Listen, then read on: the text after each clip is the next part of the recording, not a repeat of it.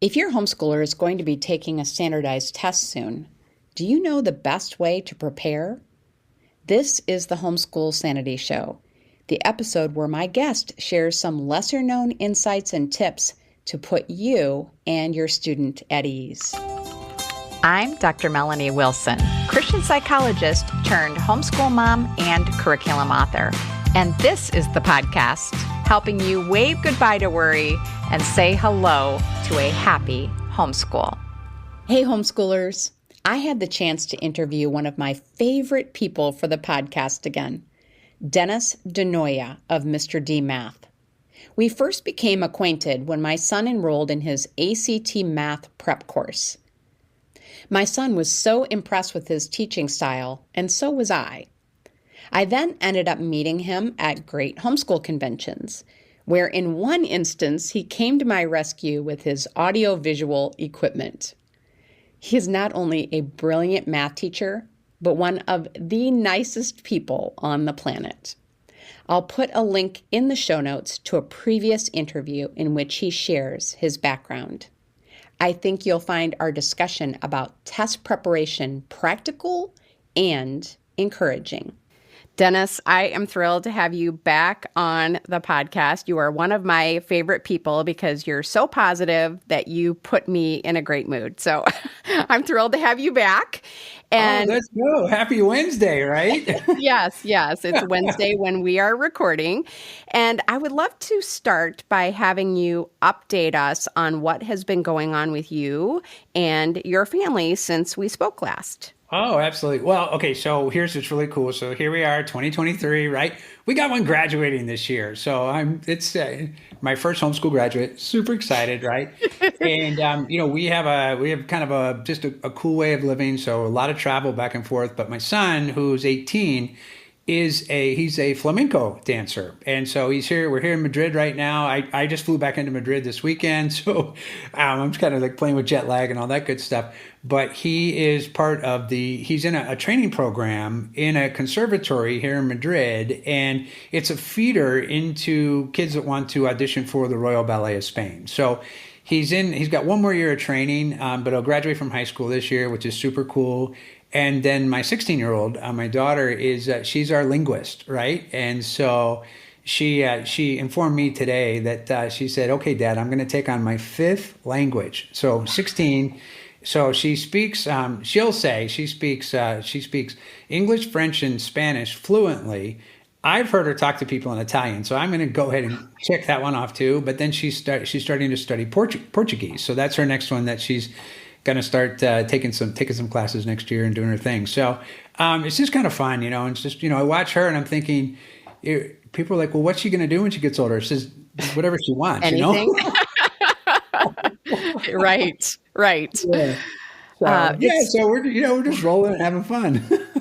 It's so neat. It's just so inspiring to see what kids are able to accomplish as homeschoolers. You and I can't even imagine doing these things as young people, as teenagers, in a traditional school system. So I love having people like you come on and share what their kids are doing, because I know it encourages the homeschooling parents listening to keep going. It will pay off. Oh my goodness. Absolutely. And what's really great is that we didn't know some of the talents and skills that both kids have. But my son, especially with the arts, we knew he liked to dance, but we had no idea that he was a piano player until we brought him home and discovered I had a piano in the house. And so he started fooling around, playing a little bit. And he went and he took this lesson, comes back after the lesson because he went with a neighbor kid who was homeschooled, came back and he was playing a song. We're like, how did you do that? He says, well, the teacher said, blah, blah, blah, right? So an hour later, he's playing the entire song. And I said, Rafa, how did you do that? He said, well, I watched the rest of it on YouTube. He might have been 8 or 9 years old, right? He couldn't read music, but he figured out the entire song. So he's got this gift, not only for dance, but for music as well. And we would have never known to be able to explore that with him through homeschooling had we not discovered it because he was a homeschooler, right? Otherwise, he would have, he kind of always was he was kind of moody when he was little, right? And really didn't know, like, well, what's the moodiness about? Well, he had all this pent up music inside of him that he just had no way of expressing himself. We find that this is it, and he's tearing it up. So he always says, he goes, yeah, my shelf life as a dancer is I can dance till I'm about 30. And he said, Okay.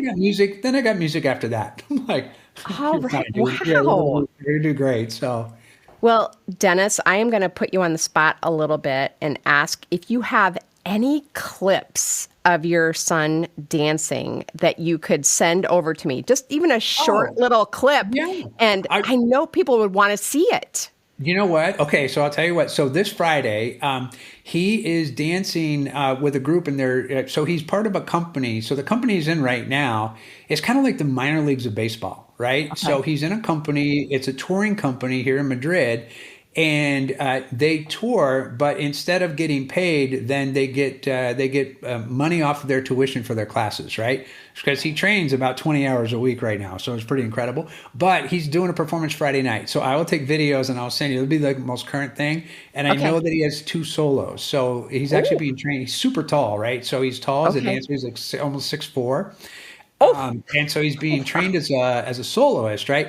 But he's really funny to watch. He's a flamenco dancer, so the arms are flying and the little castanets are going. He's stomping his feet, right? But he's got, if I said it that way, he'd yell at me. But there's a better way to say that. Okay. But he's doing a performance this Friday, so I'll get some clips and send them to you. You bet. Perfect. That'd be fun. Yeah. Perfect. So check the show notes for that, and we will get you all set up to watch this dance. I cannot wait, personally, because I've heard all about it, but I've never seen it.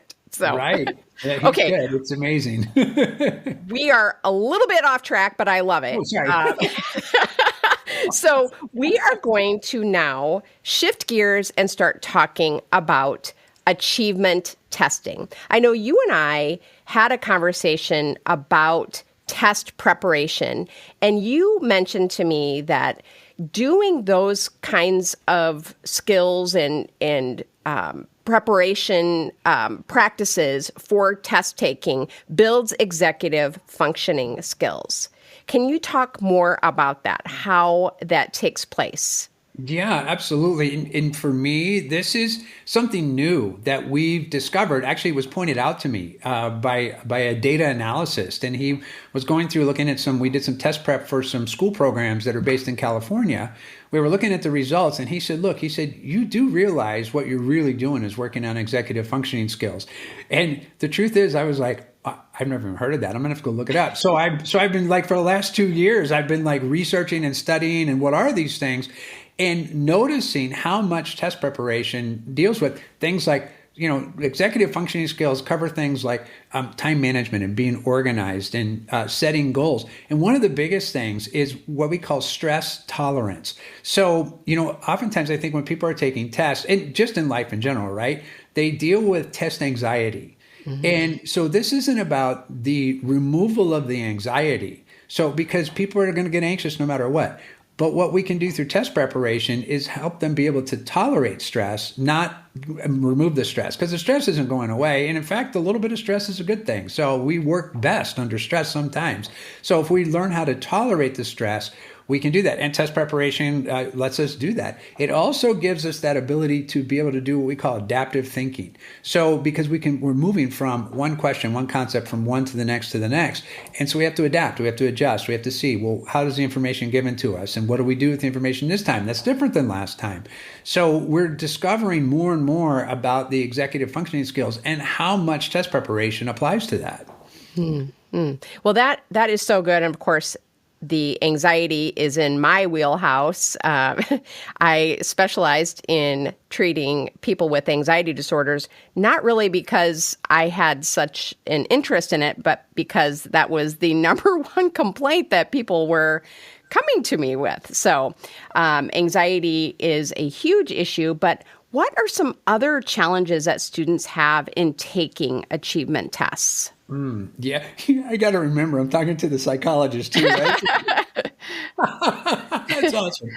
Well, this is going to sound really funny, but I think especially homeschoolers, I think one of the biggest things that gets in their way whenever they're taking any kind of an achievement test, whether it's an SAT or an ACT or a state level test, or even just an achievement test at the end of the year, homeschoolers are great readers. And I'm going to say this, and I go, this people are going to be like, what? Nails on the chalkboard kind of comment. But being a great reader gets in the way of doing well on achievement tests. And the reason, I know it's kind of a funny thing to say, right? Yeah. But if you're a great reader, when you read, you are so good at reading that you don't have to read all the words. And because you can see a paragraph and you can see the sentence and you've already put together what it says. And we do an exercise with people where we show them a sentence that is completely written wrong. And we ask them to read it.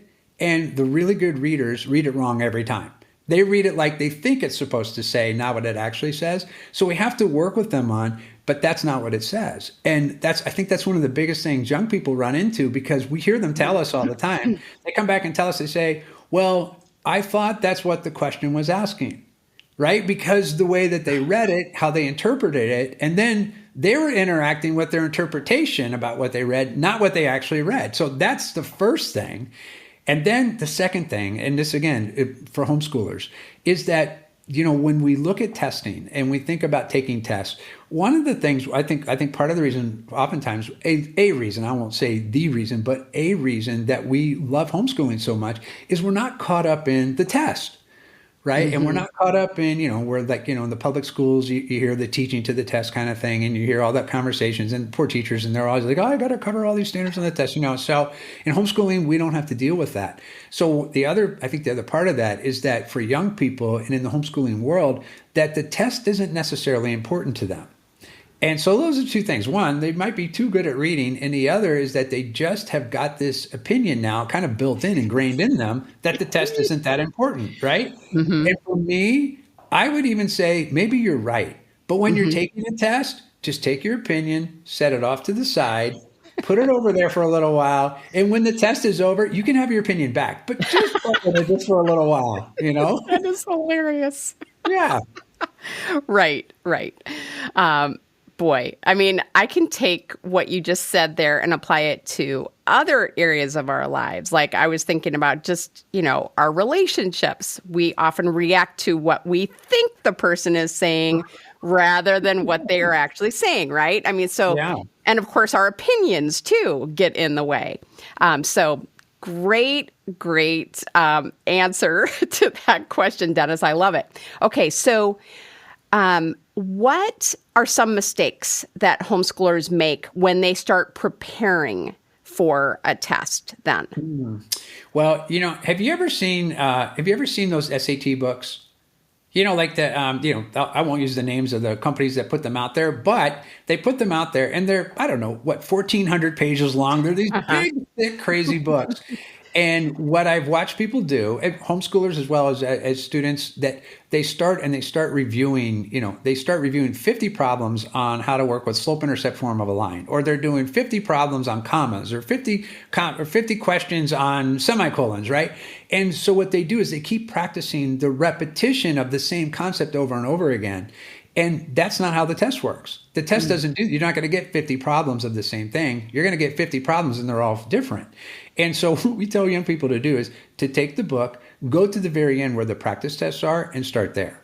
Because that's where we want to get to. When you're ready to take a test, we're pretty clear that you've learned the concepts because you're ready to take the test. What we find for most students is that they're not sure about how to take that particular test. And so like looking at the strategy of the test and how the test is written and the kinds of questions they're going to ask, how's it formatted? Is there 4 possible answers? Is there 5? Do you have true and false? Do you fill in the blank?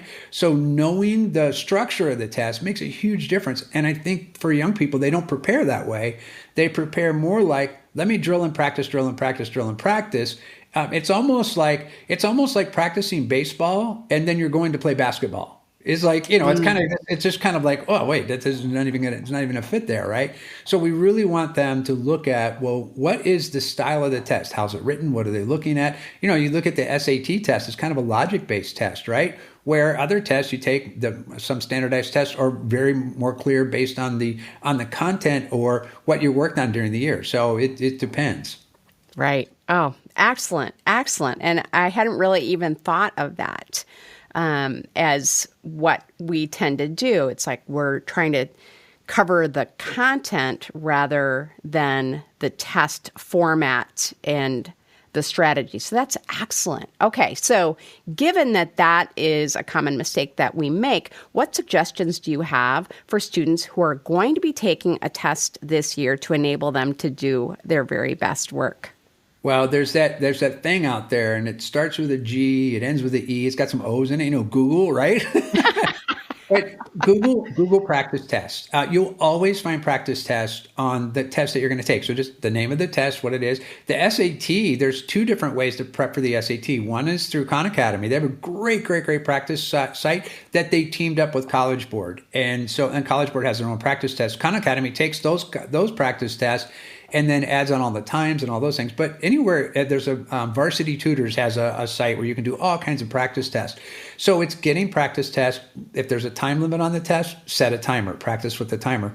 But get the test, practice with the test, because then you're going to know, one, how the test is formatted, but two, if there is an area that you notice that you need to go back and review, then go back and review. But don't try to do all the review first, because that's not very effective or efficient when you're trying to prepare for a test. So good. And I'm just going to add in here that my students who did the best, my kids took the ACT rather than the SAT, but my kids who did the very best on the test simulated the testing environment completely. They were alone in my husband's office. They abided by the time limits. They took the breaks when they were supposed to. And their scores that they got in that complete practice session were either identical or within 1 point of what their final score was. So I have nothing but positive things to say about that. And kids don't want to do it, right? Right. They don't want to commit to 4 hours of a practice test session, but it is so valuable to have that practice where, you really do have a time limit that you are working with, right? Right. Oh, that's great. Especially if it's at 8 o'clock in the morning. Now you're making them get up early too, right? I have to say it wasn't at 8 o'clock in the morning. They weren't that radical, but in every other respect. And I learned that as a psychologist that we were taught that you want to emulate the environment. You want to get familiarity with the environment as much as you possibly can. If you can see the room ahead of time, probably that isn't going to be that easy to do. Like my kids took the test at a local high school that they did not attend, so they aren't going to be able to, go into that room ahead of time. But if you have that opportunity, I would make ample use of that. Sit in the desk, have your students sit there and feel what it's going to feel like. See where the clock is, or notice that there is no clock. I had one of my students forget to bring a watch and there was no clock in the room. Brutal. Right. And it reflected on his score too. He had to retake it. So, yeah. So if you can do those kinds of things, I highly recommend that. Okay. So I know that you have a test prep course for math. Can you tell us more about that? And do you have anything else available to homeschoolers who are really wanting to do their best on tests this year? We do. So we do an SAT and ACT. I actually call them a boot camp. And you know what's funny? I've actually heard some other people now that do test prep, and they're saying they have boot camps. And I'm like, I'm pretty sure I said that first. I'm not sure, but I'm pretty sure I did, right? Because I thought about the idea of what a boot camp is, right? And I remember my brother was in the Navy, and he told me about going through boot camp. And I said, man, this is brutal what they do to you. And he said, yeah. He said, they're wearing us down. And I said, really? And he said, oh, yeah. He says, they're trying to break us of the habits that we had that they want us to undo. And I thought about that. I always remembered that because I thought, first of all, that's not me, right? I don't want to, right? That's just not the way that's not how I roll, right? But I started thinking about, well, what is it that we have young people come in with? And they come in with some ideas about what the test is going to look like, or how they're supposed to take it, right? And we have a strategy that we work with students on, and it's really simple. We tell them to find the question first, and then work the problem out from there. But the question's usually at the end of the problem, or the end of a reading passage. And young people, we've been told, I got told, probably you got told, and the teachers that told us, this has been going on for hundreds and hundreds of years, is that you always read everything first. And we just found out it just doesn't work very well. And so we start with the question first, but it takes us, that's why we call it a boot camp. It takes us literally about the first 3 to 4 weeks in a 6-week program to actually get that to them where they have now broken the pattern that they had and started to build a new one. So that's why we call it a boot camp. But all we're doing during that time is practice problems that they're going to see, the kinds of problems they're going to see on either the SAT or ACT. And then we have all kinds of supplemental materials for them. So if they need to go back and they need to review a math concept, we've got things out of our math courses that we put in for them. We recommend, here, this is what these problems came from. You can go back and practice these from there. And then for people that are just interested in, and we haven't actually advertised this to homeschoolers, but here we go. Let's see what happens, right? So I developed a program. And I worked with a company called Write at Home. And Write at Home took on the English, the ELA side, the English language arts side of things. And we did the math side for grades 3 through 11. And we did this for a group of public charter schools that are in California.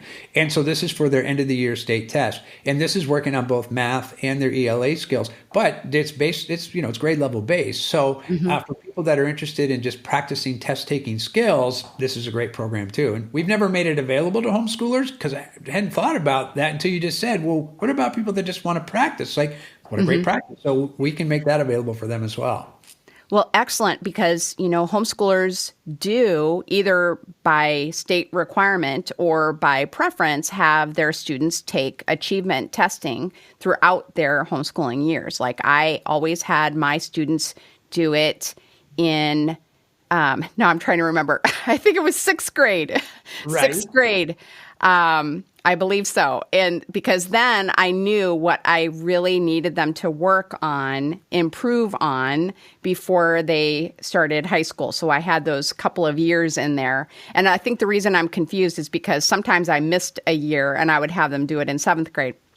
But it was helpful, I think, to give them exposure to that type of testing, which is very similar to college entrance exam testing, and just to help them get over this fear, because that's another fear, I think, that doesn't apply as much to college testing, but definitely applies to achievement testing, which is, well, I don't know this. And, achievement testing, as I know you are aware, that test is designed to find the limits of what a student knows. So yes, they are going to bump up against concepts that they don't know. And it doesn't mean that, oh, I haven't learned what I need to learn. It's just, those tests are going to say, oh, this student is reading at a 12th grade level in 6th grade. And unless they present material like that to a student, they aren't going to know how advanced that student is. So,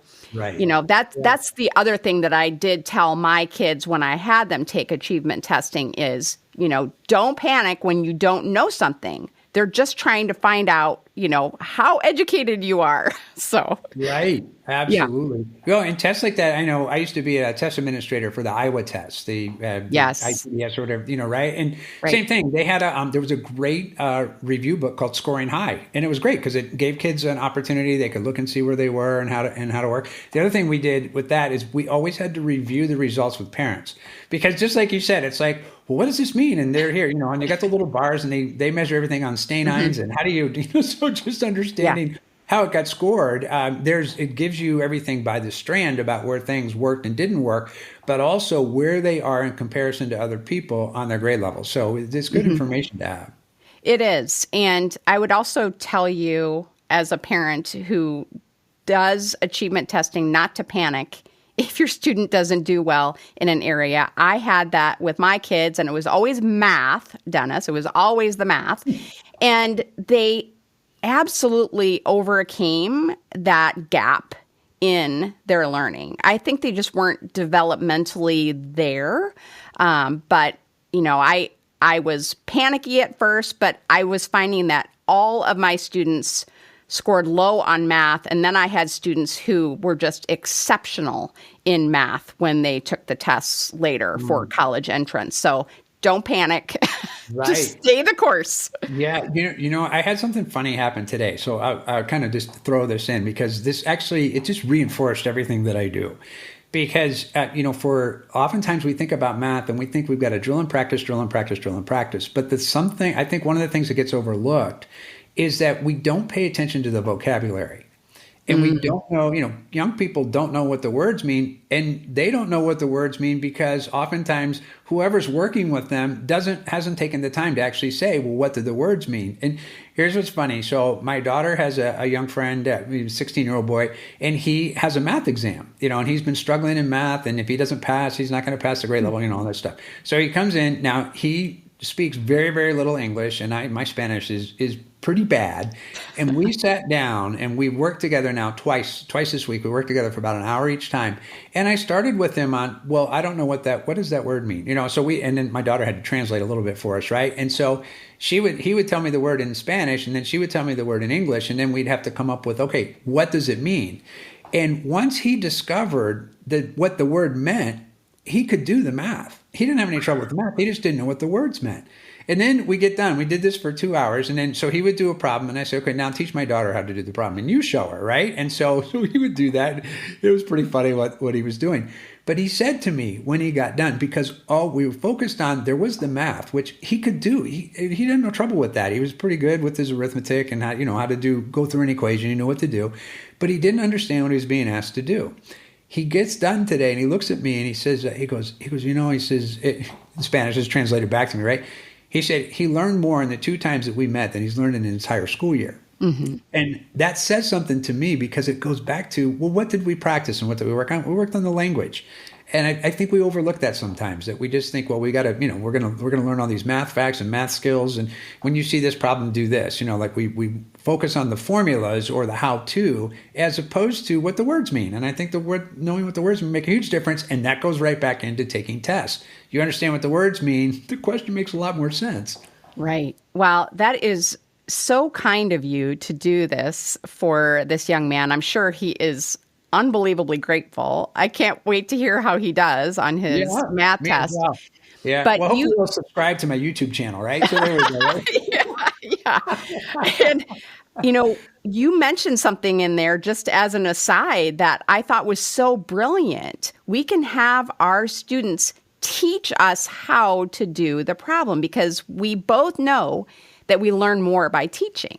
Right? Absolutely. So, Absolutely. You can really master a concept if you have to explain how to do it. So have your student explain how to work this math problem to dad, who probably doesn't remember how to do it, unless, sorry, I don't mean to be offensive. We could have dads who are math teachers in here, right, or they're physicists or whatever.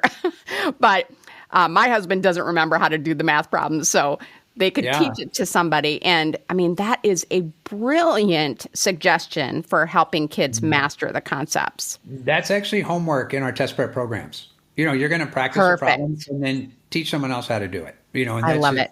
It's all on, but for what you just said, it's just because we know things connect that don't connect when you're teaching someone else how to do something. So it's great. Right. Homeschool moms taught us that, Yes. How often a homeschool mom comes back to me and says, I never understood this until I was teaching it. I was like, I know. Right? So look at our young people doing that, right? Right. Oh, I just love it. Okay, so Dennis, tell us how we can get more information about your test prep programs. Oh, absolutely. Yeah, just come to our website. It's mrdmath.com, and you'll see on there where it talks about the test prep programs. You'll see the SAT, ACT. If you're interested in that standardized test program, we don't advertise that on the website, but there's a way to contact us and just say, hey, I heard you with Dr. Melanie, and I want more info on that, and we'll get you everything you need. Oh, that's fantastic. Okay, so here's how I want to end. What final encouragement do you have for homeschoolers who are nervous going into testing of whatever sorts? Right. Well, it's actually really simple, right? Practice the way that you're going to take the test. That's it. Get samples of the test and practice the test the way that you're going to take it. It is, if you think about anything, like if you're a performer, if you're a musician and you're going to play a piece at a concert, are you going to practice the piece that you're playing for the concert? Or are you going to practice a bunch of other stuff, right? You're going to practice the piece that you're playing for the concert. If you're in sports, the same thing. If you're in dance, the same. It does anything that you want to be good at and excel at, and anybody that's coaching you in anything, that's what they're going to have you do. You're going to practice the way that you're going to perform. And I think that's the biggest thing. If young people, everybody, right? It doesn't matter, our age, but for young people especially, right? If we have the chance to practice in the way that you can simulate best. And I love what you said about having them like be in a room where they're by themselves, get the clock or not have the clock or however that looks and set the timer, but practice it in a way so that it is the most simulated so that when it comes time to take the test, the stress level is something that you can tolerate. Not that it's going to go away, but you can tolerate it because now you're in familiar territory, and that's huge. It is. Dennis, this was so helpful. I'm thrilled that we had a conversation about doing an episode on this topic. I know that my listeners are appreciative, as I am. Thank you so much for joining me again on the podcast. So much fun. Anytime, please, anytime. To find a link to Dennis's website and other resources we discussed, go to homeschoolsanity.com/test prep. Have a happy homeschool week. Thank you for joining me on the journey to homeschool sanity. I would love to continue the conversation. You can find me on social media at Homeschool Sanity. And if you haven't heard it lately, let me remind you, you're doing a great job. This has been a production of the Ultimate Homeschool Radio Network.